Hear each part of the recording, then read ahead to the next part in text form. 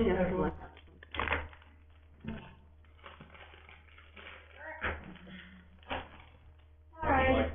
this is basically what I know a shit ton about.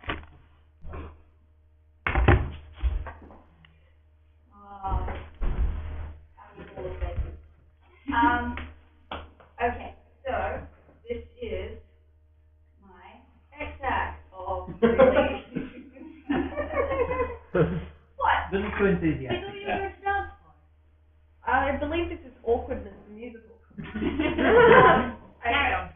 Yeah, so anyway, okay, so many of you've heard me talk about the fact that I do sociology.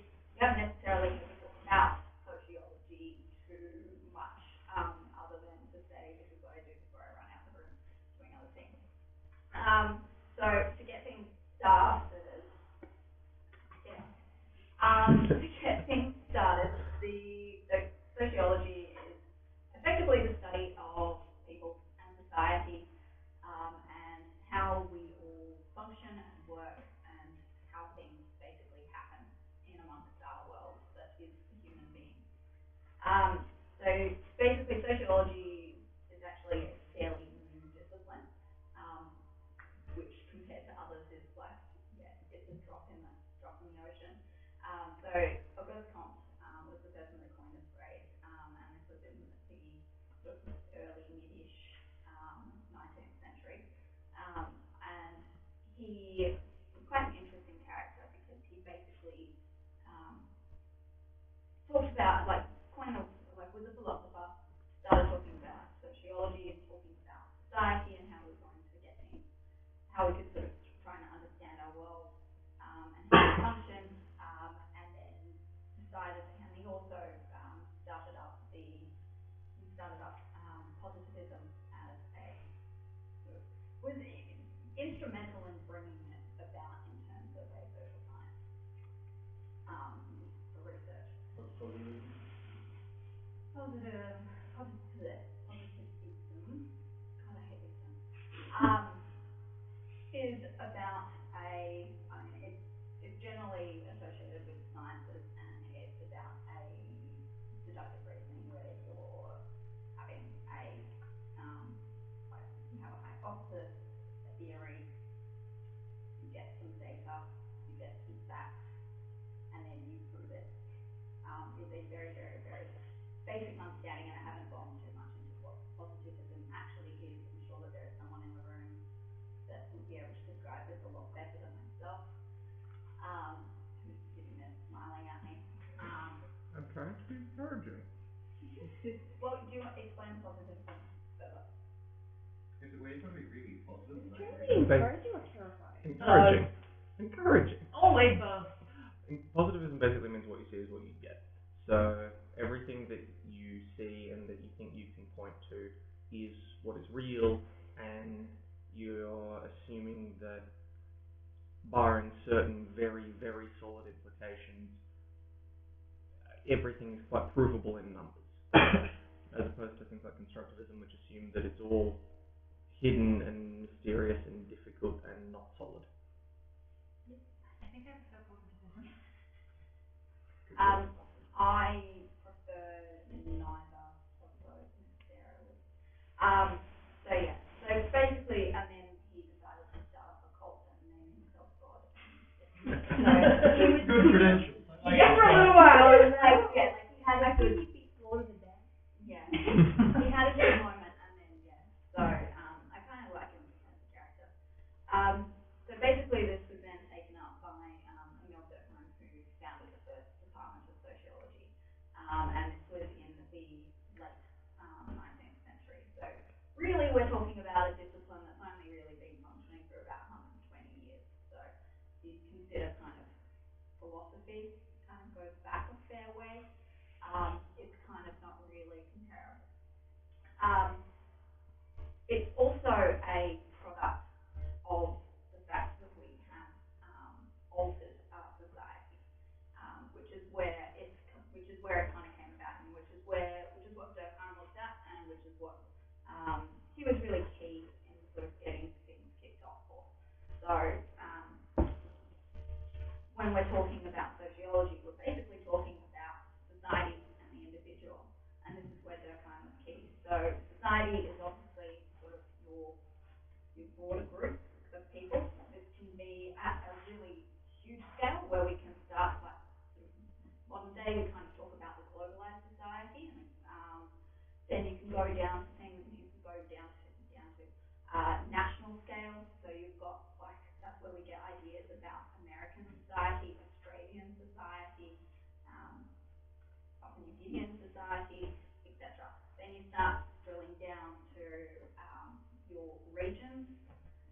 So you start getting like various groups within. Like yes, you could say you've got an overarching Chinese society, but then you've got quite a few different groups within China, and that's exactly the same in Australia. We talk about the different culture of Sydney and the different culture that Melbourne has, and we talk about it offhand, but it is actually a product of itself and it's a self-perpetuating sort of group. You can then go down smaller than that and you start looking at groups within a particular small zone. So, for example, XSA is a society, and we hold certain things in common with each other, which is the interest in cross-disciplinary studies, in learning about something completely different than what we actually are learning ourselves, which not everyone at university actually does. So it's basically a way of defining and looking at shared parameters, shared sort of ways of functioning and ways of going about living. The individual is something that today we are all really, like, we know what that is. It's me. I'm this unique individual. I'm my own person. I make my own face. I. The individual, as far as Durkheim particularly is concerned, didn't actually originate until the Industrial Revolution, and also kind of as a result of Enlightenment, where we started changing our ideas about how we sort of go about thought and how we exist as a human, as distinct from nature, etc. The key thing for Durkheim was that he noted basically two societies. So basically pre-industrial revolution, you have what he called the mechanical society, so mechanical solidarity. This is the kind of society where you couldn't go anywhere, you had your spot. Like if you were born into a family that were like Rootabaga farmers, you died as someone that was in a family of Rootabaga farmers. And then that went on, and it just got passed through the generations. If you were born into the aristocracy, you'd stay in the aristocracy, and no one deviated from their particular position. If you did, you were very, very quickly put in your place, and by being put in your place, it means that you were generally put to death in a really, really harsh way, or at least extremely ostracized. So it was very fixed. Modern society, as we know it, regardless of what you choose to use, whether you use postmodern, modern, contemporary, whatever your terminology, and that does change the way that you view it. Modern society is an organic society. There's organic solidarity. So we're still operating within a fixed set of structures, but there is movability. So this basically came about as a result of the division of labour, which was one of Durkheim's seminal works, and it was about the fact that we went from basically being born in our family home, which would be like on the farm. We grew up on the farm, we worked on the farm, we had a family, like we married someone from nearby and kept reproducing, and basically we were in that one particular stage.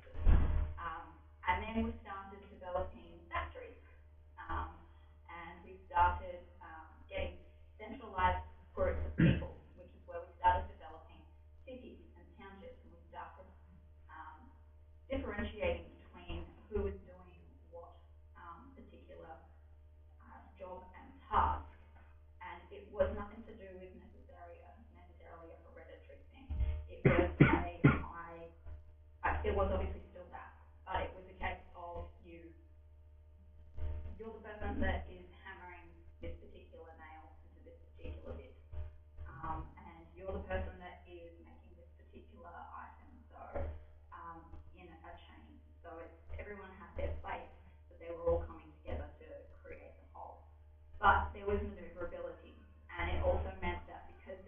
because we started getting divided into smaller and smaller roles, it meant that we could be replaced or trained up more easily to take those roles.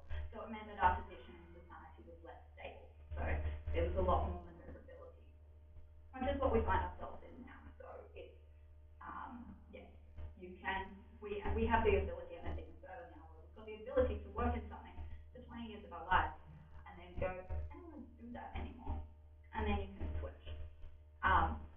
Obviously, there's going to be levels where you can, if you're sort of in a lower socioeconomic being, like sort of the lower classes, or less education, etc., you're only going to be able, like you might decide, I don't want to work in retail sales, I'm going to work in shelf stocking. So yes, it's a difference, but it will kind of be at a level, but that's sort of another thing.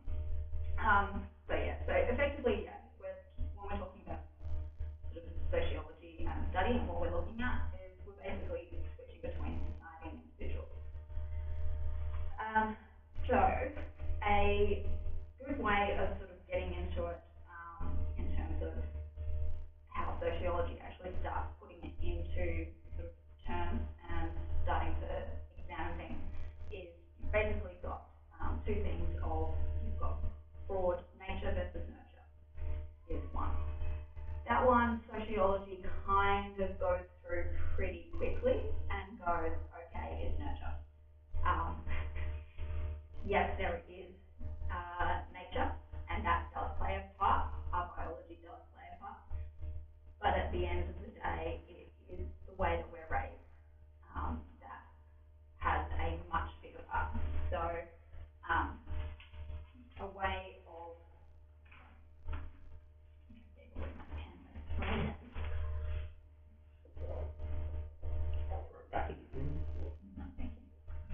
okay,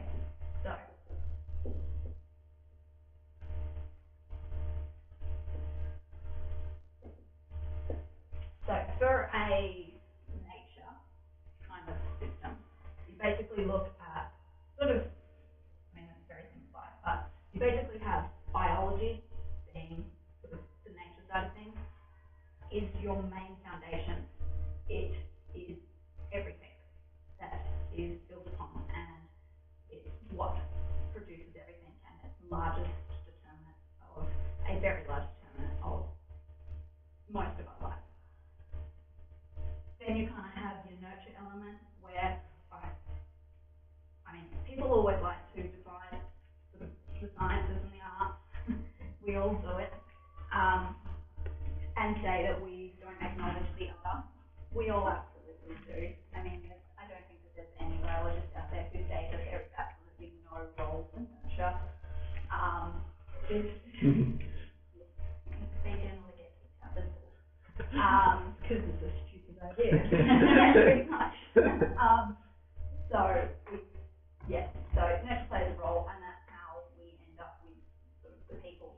And it's more a case of society is just made up of these people that come from a biological element, and society probably plays a little bit in terms of the nurture. In a nurture system, it can happen the other way.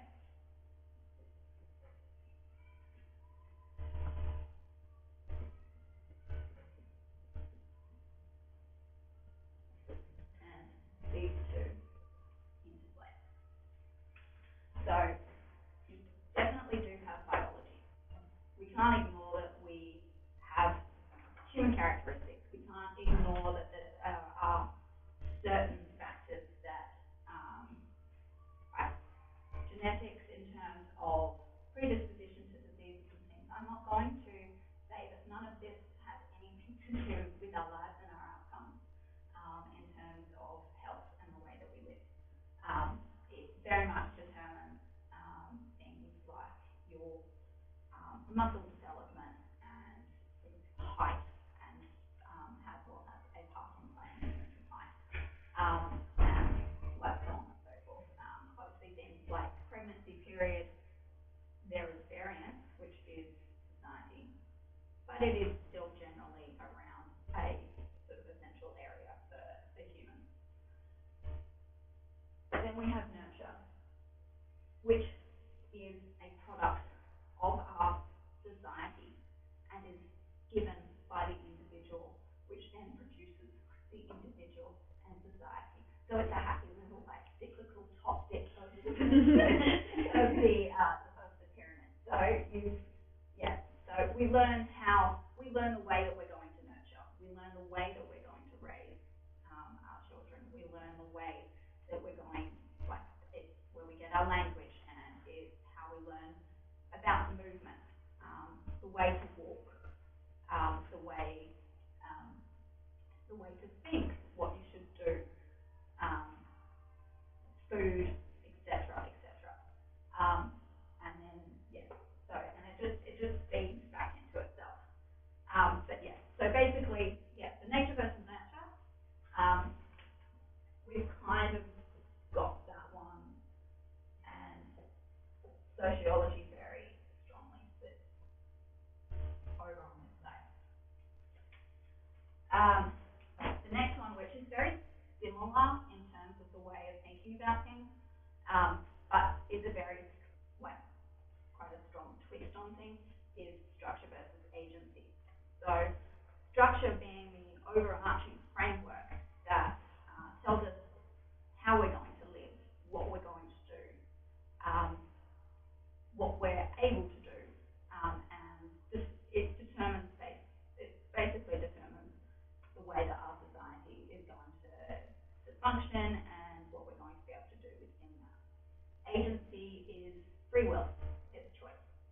It's the ability to have an impact on your own life at an individual level, and also have an impact on society and the way that that's going to go. That one, sociologists do not agree. They hate the other side. And it is a loggerhead thing where it's basically, it's like politics, where you've got people who are you've got your realists who are like, let's all go and kill each other. Yes. And then you've got hippies. Yeah, pretty much. Yeah, so and then you've got your communal and appealing to the humanity in a very different way. You won't get. There's a very fundamental divide. Where we kind of sit at the moment as a discipline is most will kind of say both have validity. If you're listening to one, the story of structure or the story of agency, when you're in it, it makes absolutely perfect sense. When you're looking at certain things through, sociology talks about lenses, so the way of looking at something, it makes perfect sense. And you go, yes, I totally get it. Structure, it's everything. It tells me exactly what to do, and I've got no choice. And then you listen to stuff about agency, and you go, but I can choose to do these things, and stuff kind of happens and changes in society. There's no structure. It's what we make of it. And you can go through all of the different spectrums, and the best kind of thing is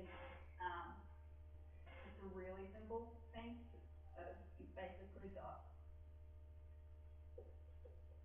something like this, and we swing around. And my personal opinion is that basically, depending on what you're particularly talking about and depending about what level, you can sit anywhere on that at any given time. You're actually sitting on all places of that at every given time, because there's always going to be some parameters where you're working within a structure, and there's some parameters where you have individual sort of choice and action. So basically, to provide some context of all of this stuff that I've been talking about, which is kind of all of this,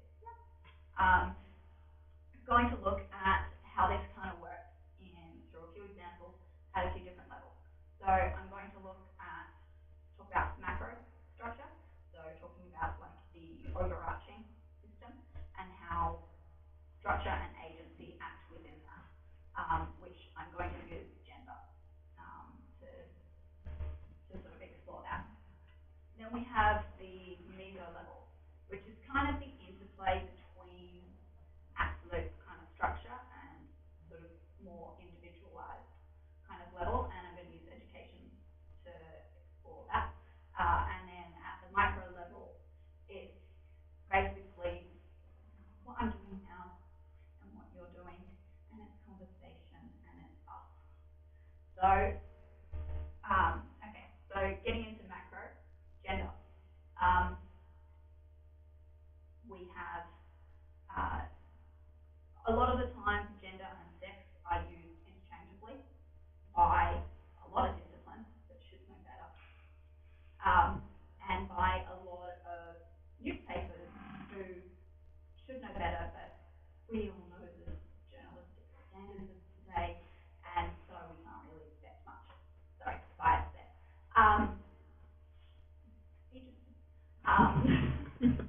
Okay, so yeah, basically, I'm sure most of you have come across this and heard about it, but not everyone, and it always surprises me. But there is obviously people who, being part of XSA, I learned that there's a lot of people who don't actually know about it. So, sex is your biological sex.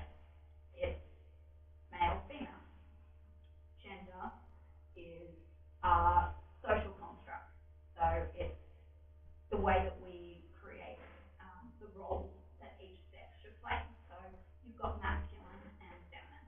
So we kind of all know that. There's like men, women, boys, girls. No. So sex is constructed.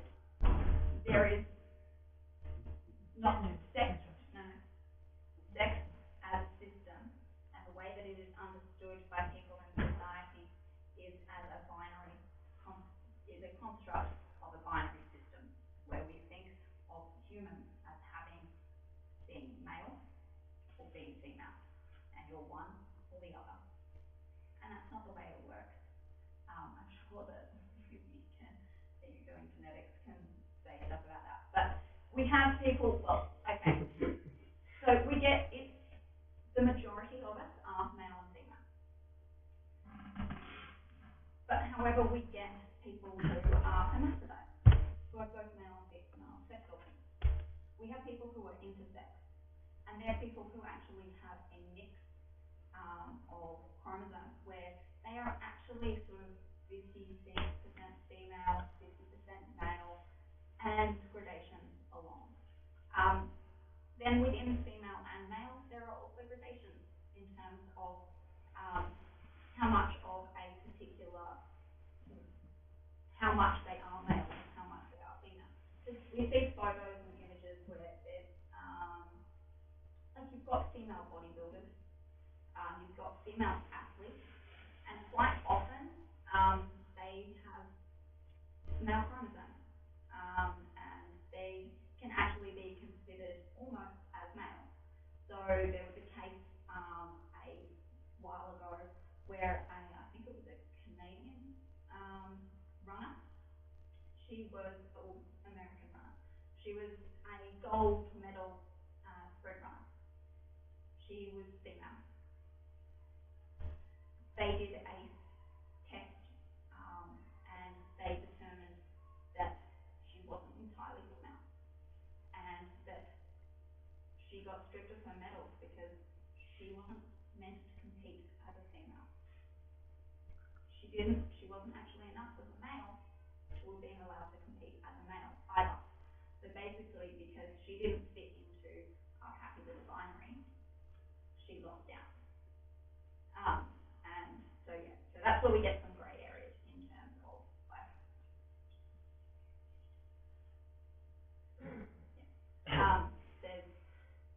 there's someone I've met on campus. We often don't meet them necessarily, like, or know about it because people try to keep it on the down low because people tend to get easier. But there is someone on campus who I've met and is 50-50. They view themselves as female. They have a female name. They have breasts. They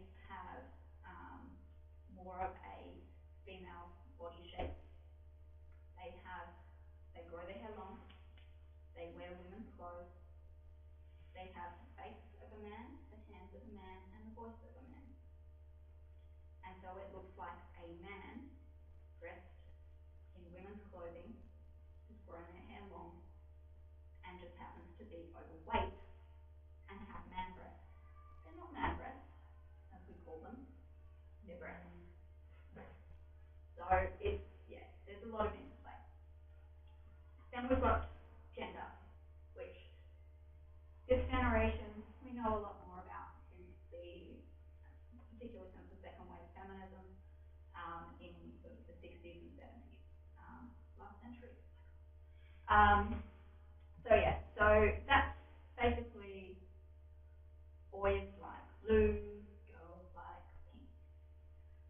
Boys like playing sports and fighting and rough and tumble, and they like cars. And girls like shopping and talking and playing with dolls, because that's the representation, not good. And boys like playing with cars and tools and trucks, because that's their future as the provider. This is all completely fabricated. It's, yeah, like very, very slight kind of things where some biology is playing a part in terms of the strength of a male. Yes, okay. If a male and a female work out to equal levels, the male will be stronger. There are certainly women out there who are a lot stronger than a lot of men. There are also, there's a lot of play. Also, the idea of like our current colour scheme of boys are blue, girls are pink, has actually really only been around since the 1950s. It's a marketing thing. It's got absolutely nothing to do with a particular preference. It's we're told this is the preference. Previously, boys used to wear an extremely deep pink colour, verged towards red, but it was definitely pink, because that was the royal colour. It was royal. Girls wore blue because it was symbolic of the Virgin Mary, because it was pristine. And then in 1950s, it got switched. And now we view it as something that is innate, it is given, and you wouldn't question it if you walk into the toy store, or if you look at any clothing available for children, apart from the very small minority of people that choose yellow because that's and green because they're these middle colours. It's all pink. So boys are symbolic of the Virgin Mary? I am symbolic of the Virgin Mary. Yes, you are. Really depends on I'm really confused. On Wednesday, you wear pink. Yeah. You're a royal virgin. And there's also really good data that if you dress a girl in pink, people don't actually talk to her as a child, they talk about her. Whereas boys are almost inevitably talked to rather than about. Whereas if you dress a girl in yellow and green and blue, people will talk to her rather than about her. Yep. Really good data. Yes. There is. Why? Because people are dicks. Basically, we construct a world where the way that we view each other is based on female and male. It determines your life expectancy. It determines your future career or not. It determines what you like and what you don't like. It determines your activities and your pastimes. It determines your income. It determines the potential for you to either, it has a greater impact on your poverty level than anything else. And it's simply because we construct the way that we like to think of people. So women are, yes, okay, at a biological level, we are the reproducers in terms of we actually physically bear the children and give out the children. And then there's also the link in terms of breastfeeding. Beyond that, yes. Can't handle this kind of Beyond that, there is actually nothing that says that, there is nothing to basically show that women are better caregivers than men. It's basically a fallacy that we like. Well, it is, and yes, at a certain level there is personal choice, and there is obviously a connection in terms of the physicality between mother and child. But as a result, when women don't have this connection with their child, when they have things like PTSD, then they just simply don't want to be a mother. They are treated very poorly, and they are judged very highly for not fulfilling this role. Particularly, and at a certain point, that was sort of a valid thing when we had issues of population, when we had issues of survival. We don't have those issues nowadays. Since the inception of modern medicine, the death rate during childbirth and infancy have dramatically dropped, at least in the developed nations that have the medicine that helps that. There are still issues around the world, but that is, again... I thought the birth rate dropped proportionately, which is why we have the issue with aging population in a lot of developed countries. Took a while. Birth rate took a while to drop, and birth rate is currently in most countries still just a fraction higher than death rate. Okay. But it's pretty close. So the average is still going up because life expectancy is going up. Basically, we need to kill old people. What's the baby boomers die? Always Everything will be derailed. pretty much solved. Yeah. Fact attack. So anyway, but yeah, so there's a lot of our lives though. Something that I always sort of like to point out is, on the flip side, a lot of, most of us have heard a lot about the stuff about how it impacts females, and sort of in terms of our jobs and our careers and sort of all this kind of stuff. And we kind of know about that as a fairly, it's a fairly well covered, basically covered issue in terms of our knowledge at a general level. What's not talked about is necessarily, particularly in trying to jumpstart both sides to address it, life expectancy. The way that we raise our children, the way that boys are raised to be more rougher, to take more risks, to go into heavy labour jobs, and to not worry about things when they're in those heavy labour jobs. It's not an uncommon phrase, and it's, at a certain level, a lot of sociology is about just common sense kind of knowledge and observation, but being sort of noted on a broader scale. But like in Australia, we've all heard that whole, she'll be right, don't worry about it, it'll be okay, it'll solve itself. No, it won't. For every female aged between 18 and 25 that dies, there's 4 men aged between 18 and 25 that die. This is not a nice thing to hear about. It's not a nice thing to know about. I hate it. I think it's absolutely ridiculous that this is actually going on and no one is talking about it. And it's purely because men take more risks. It's because young men go out and swim in their cars more, and they crash into cars more. They also have a pretty high suicide rate because men are generally taught not to share their emotions. They're not taught to talk about things. And this leads to really poor mental health, and it leads to really poor support networks for mental health issues, which is why we've got so many initiatives coming through now, because it is actually starting to be addressed. And it's something to be aware it's having an extremely strong impact.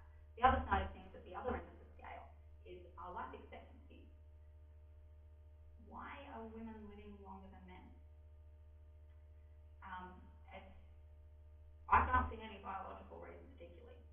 Like women's face, if you think about childbirth as having an impact, which it does, we should kind of be at that level. If you've got sort of various life impacts taking out some men, and you've got sort of pregnancy taking out women, we should kind of have about the same kind of life expectancy. We don't. Why? It's basically because of the way men don't look after their health is one of the large ones. It's, oh, that'll be fine, that'll be fine, that'll be fine. Finally go to the doctor, it's too late. So this is where sociology, yep. How does life expectancy take outliers into account? Is there some limit where they no longer take them into account? Do you know the calculation? I'm not entirely sure, but basically at a broad level, even if you count the outliers, it's a big sample It's a size. really big sample size. They don't make a difference. Huge sample size. And it's also just as a side note, life expectancy is shown very much to be a product of our culture, and is not a biological fact, because of our living standards and because of our access to various services and because of what we eat and etc. So with gender and things in terms of life expectancy, it has a very big role to play. Something that's also interesting that you might just think about: men who are married live longer. Women who are married live shorter. Well then. It is more advantageous for a male to be married than it is for a female. Need somebody to bring the beer while you're having council. Like, So we need to congratulate the guy. I'm not gonna. Yeah. I think that's the best response I could have been given. I'm not gonna, yeah. Nothing's been thrown at you yet. It already has, There'll be actually. a feminist game. Started very, very early. Yeah. So it's and then obviously there's things like our personal preferences. Like before, I was talking about like men like trucks and girls like dolls. My favorite toy when I was little was the Tonka truck. I had the Barbie car and the Barbie camper van. And I hated that they were pink, and the only reason I had them was because they were beautiful. There are boys who like to play with dolls. And they like shopping and things. And no, it doesn't mean that they are gay. And no, it Take doesn't. note, people.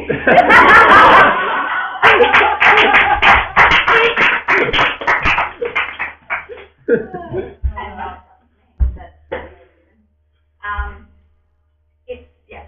And this is where agency comes in.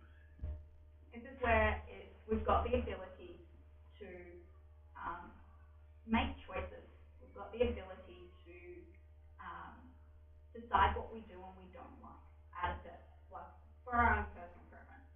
I'm sure there's everyone's got some kind of a little cousin, nephew, whatever they've been around, a little child who, regardless of what they are told, regardless of what they are encouraged to do, no. Come on, it's a doll. Come on, girls like dolls. No. Come on, boys like fishing. No. And that's people enacting agency. Children are actually the very best of us at acting free will. And that's because they haven't been in society long enough to learn their place, to learn what they're meant to do. So yeah, so that's kind of gender in a kind of broad scope. So then education being your meso level, you've got so education is basically a product of our society. It is a very broad system. It is very structured. It's very controlled. It has a set kind of got a set strata that we go through. Like we go to primary school, we go to high school, and then if you're lucky enough, you go to university. Where how does the bell go? Pretty much. Which is a product of society. Yeah. So education as a system is kind of works it in a couple of ways.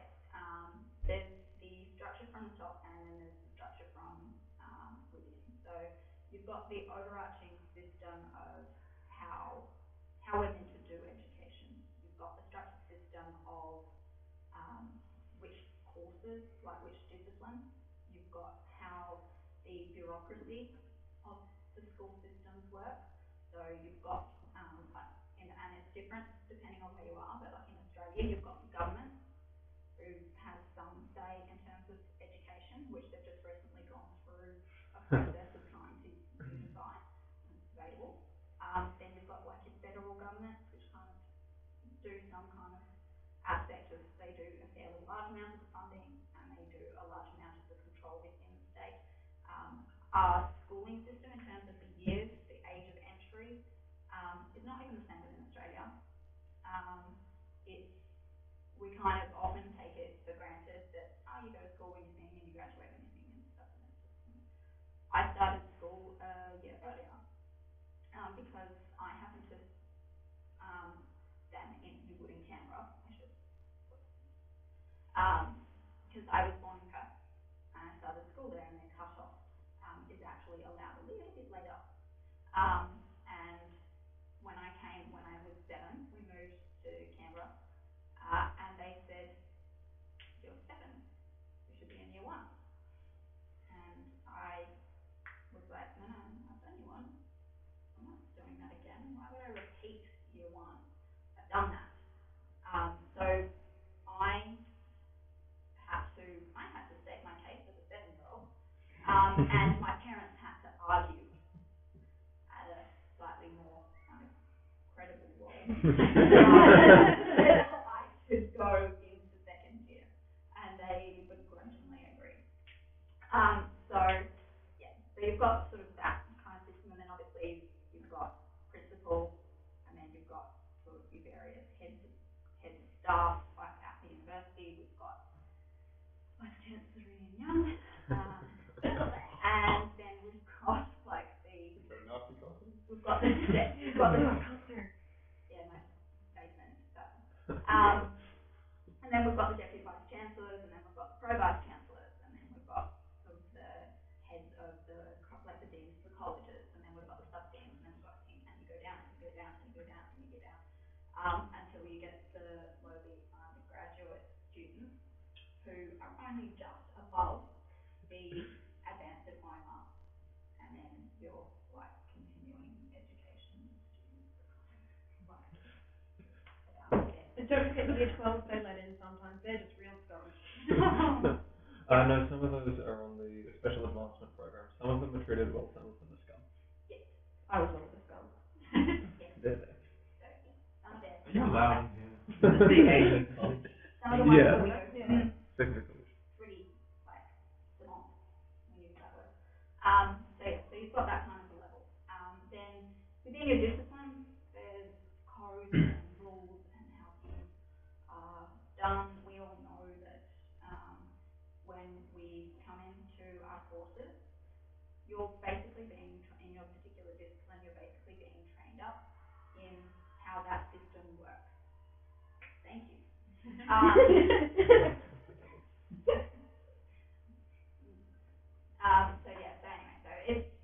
So there's that kind of a level of structure. Then you've got the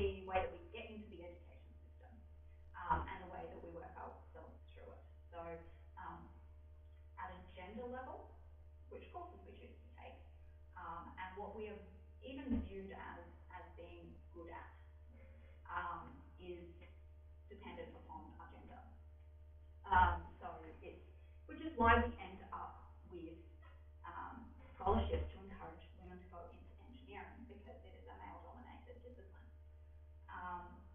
It's why women are really strongly represented, overrepresented in a sense, in the arts, because like thinking about abstract stuff is feminine thought. Solid science, concrete, making stuff. That's feminine. Yes. Really interesting case with archaeology, because you start out with a really disproportionate number of females in undergrad level, and it skews completely towards males as soon as you get as you rise towards academia. There's a lot more males in academia than there were in female You see the same thing in all of these traditional women's disciplines. At the coalface is the expression, wonderfully gender neutral, that one. Massive female dominance. Management is almost entirely men. Yep. And you've got to ask how on earth they got there. At least in archaeology, it's just women being much faster to realise that there are jobs. No, even at the Whoa! generally though, at the professorial level, still men. This this is not that really, unfortunately, that is not just archaeology. That is, it's also sociology. Particularly sociology it's a female dominated discipline. The majority of people, the majority of students are women. The majority of academics are women. The majority of higher staff are men. Men rise to the top. But bitches get shit done. Yeah. Well, it's so at a certain level. One of the lecturers here was saying to me about how she is teaching a course that has 80 students, and she is doing all of the tutoring. There is a male colleague who is of equal position, who is teaching a course of 50 students. He had 2 tutors. Why? There's no reason. People give reasons. The reason is gender. But anyway, so that's, it also happens in the public service. You've got a 60-40 ratio. By the time you get to the top, you've got a 20-80. And people talk about the fact that the percentages of women dropping off in terms of having families and things, and yes, that accounts for it to a point. And then they talk about sort of ambition and things and ability. And if you look at, so in the public service they were talking about that, the reason that there's only, well, this is also under Gillard government, I don't know what the current stats are, going better. That secretary, there were like 2 out of 18 were women. And they were basically saying there's not enough women that are ambitious enough. I'm fairly sure that there's more than 2 women in the public service who are ambitious enough and will do whatever it takes to get to secretary, but they're not actually able to necessarily get there because of the selection process and bias. But anyway, so within education, going back kind of over here where we were, so within the system there's kind of constraints and rules and things that we kind of follow. But within that, we do have choices. Right? We can actually choose to do subjects that we're not necessarily destined to go into. This is why you do see females studying engineering. It's why you do it's why you do see men going and studying to be a male nurse. Because they have to be a male nurse as well. They're not just a nurse. No, they're a nurse. Get the lingo. Yeah. But we do have the option to think, and within that, like the grades that we get and things at a certain point, yes. You can talk about our education level. You can talk about our education ability, and there's obviously class and kind of the schooling system that you've gone through and everything. But at a certain point,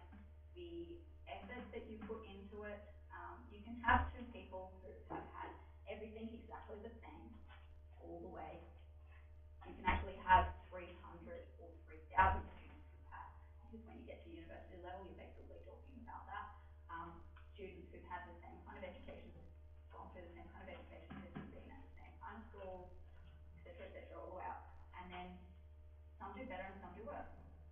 And other than they felt like it or they didn't, is kind of how you can really, like, we don't actually know. There's a lot of research that goes into why some students fail and some students ace it at university. And no one's got a clue. There's a lot of factors. There's kind of about 3,000, kind of the equivalent number of students. And all of the variables, it just kind of gets too messy and we can't actually know. And that's where it's a lot easier, and something that you're probably picking up on is that it's a lot easier to talk about structure, and it's a lot easier to talk about and understand the systems that are in place that kind of create and dominate our world. But knowing how we enact that at an individual level, how we actually live that, is a lot harder to understand. Because if you start talking about an individual level, you can't actually study it as easily. You can't actually, in a certain sense, depending on your kind of epistemological kind of stance of like what you can know, you can't actually know it, and we will never actually know it. So, last one, quickly, time. Micro. So, conversation and individual interaction. Basically, it's where you start getting a bit more of the agency coming into it. It's where we make sense of the conversation. So, one particular theory within sort of the individual agency micro level is symbolic interaction, which was coined by Herbert Blumer. And this is basically about the meaning making that we play when we're having an interaction. So we're making meaning from the context of our broader understanding of the society around us. But we're having to actually do that at the time. And we have to do it all the time. Every single second or microsecond, we're consistently doing this. So throughout this talk, I'm looking around the room and I'm looking at the faces, and I can see people who are distracted. I can see people who are, people are coming in and out. I can see when people are smiling and nodding, and I can see when people make a snigger, it means that they've got some prior knowledge and a prior stance and opinion on this matter. And then you can see some faces go, I got that one. So, and it's a continual process. So it's, I'm watching you, watching me, thinking about how I'm going to react to you and what I'm going to say next, and thinking about what I'm going to say next in terms of the reaction that I want you to have. It gets messy. But it's a continual process that we're operating under. It's also one that is really, really easy to screw with. And it's actually one of my favorite things to do. So much fun. It really and is. It might help, this little bit might help explain why I am the way that I am. Funnily enough, I used to do this before I started doing sociology, and then now you should justify it.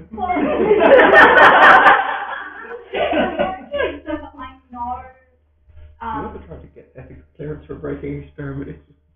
Yeah. You never let us have fun. It's gonna make the next Unibomber. I'm benevolent in my Bombing campaign. Anyway, so it's I mean, I did it a little while ago, actually, in this room, with someone who didn't understand how easy it was to do.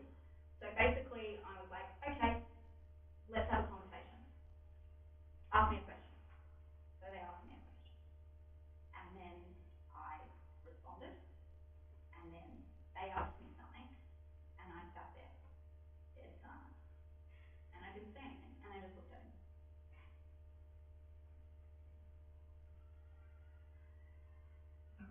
person didn't come back to the room.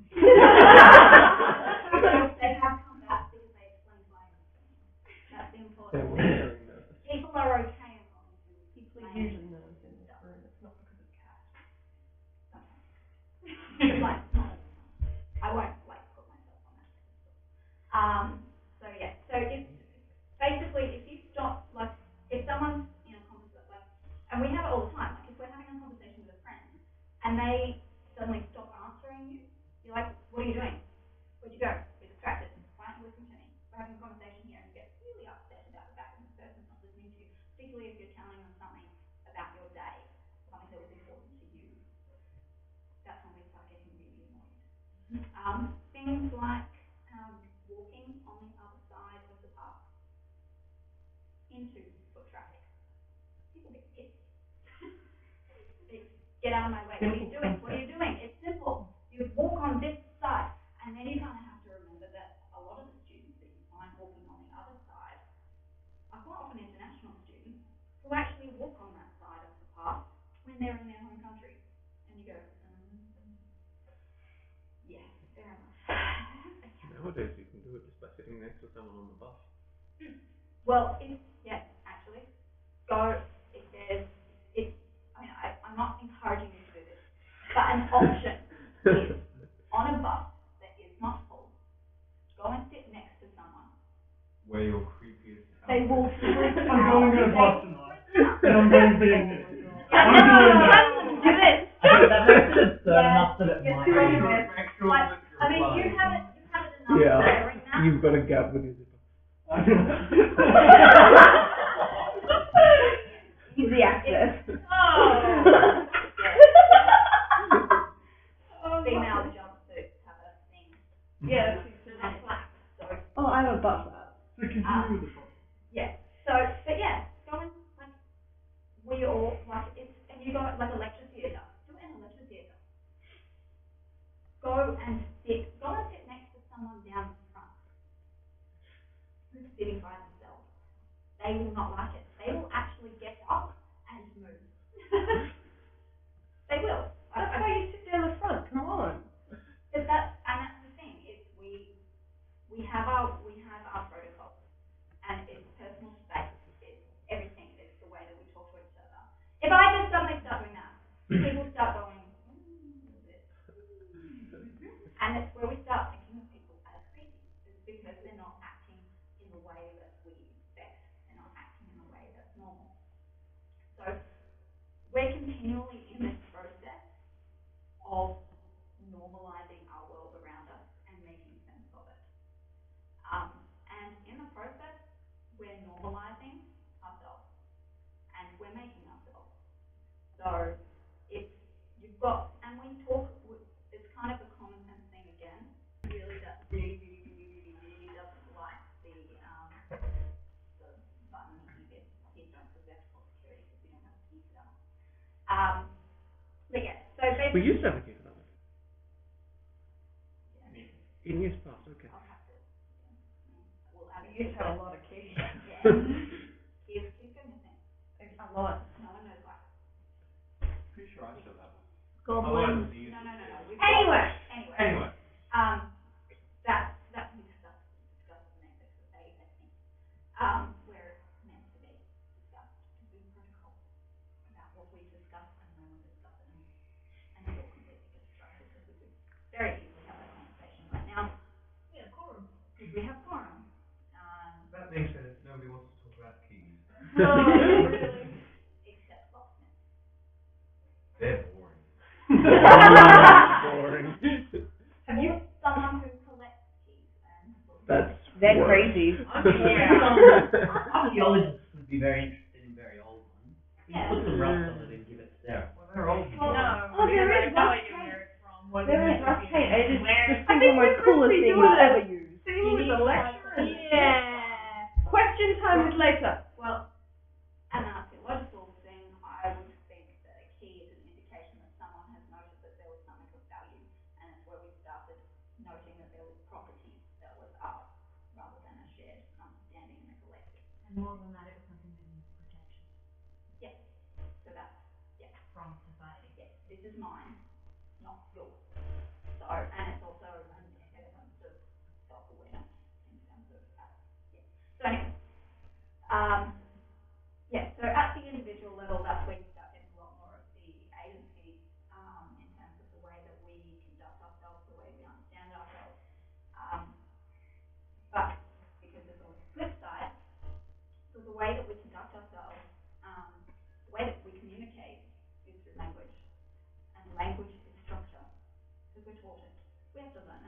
We don't pick it up by osmosis.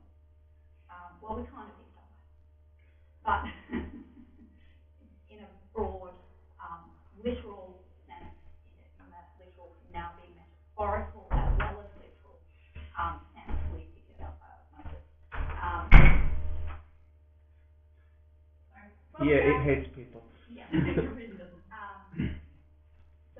So language is it's a system. It has rules. It has and we pick up our various bits of knowledge of it. It's how we think. We think in words. Even if you think in pictures, you think about pictures in words. And it's how we communicate. It's how we make sense of the world is through our language.